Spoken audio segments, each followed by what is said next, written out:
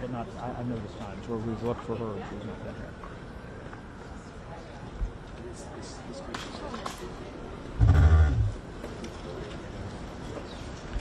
Mr. Davidson, can we talk to you for a second? How you doing, sir? I'm good, thank you. So, if this goes down today here, I mean, what's your take on the play here, and if they have to turn to Democrats or something? Well, look, I think it's the right thing for the speaker to say, hey, we should get something.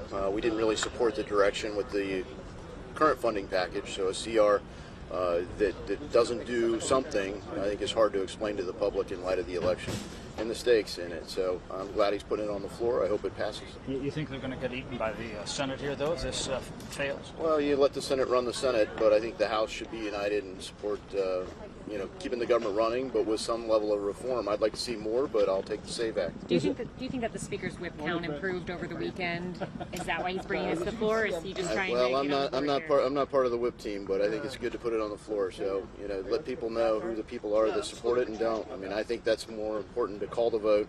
Let the record show who stands where. And that includes Republicans. Yeah, everyone. So people can explain to their own constituents, but you don't really even get the question answered until you make it public and have the vote. So I think it's important to put it on the floor. Trump appeared to be in favor of lifting the SALT deduction in a post yesterday. What do you think of that? I think there's a good path to include changes in SALT as a part of tax reform.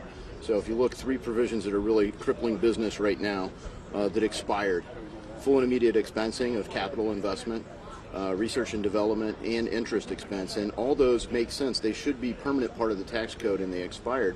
And the reason is, as a former business owner, you've already parted with the cash. You invested it in research and development. You bought assets. You paid interest. So you don't have the cash. You can't pay that cash out to shareholders or anyone else.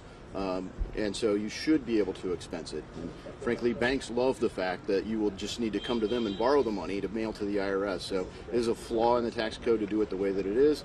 And I think SALT is one of the things that might get us to some deal that gets this thing reformed. One last thing, you were very critical of the speaker earlier this year, said it was one of the worst votes that you had taken. If he does have to eventually turn to Democrats or take a Democratic bill from the Senate or a coalition of Democrats and Republicans over here, where, if this fails today, where does that put him in your mind?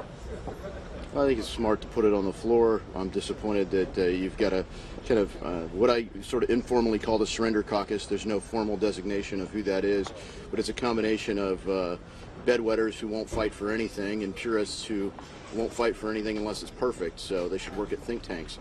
So because of that coalition, what ends up happening is deals keep getting cut with Democrats, and everything that gets funded by Congress turns left.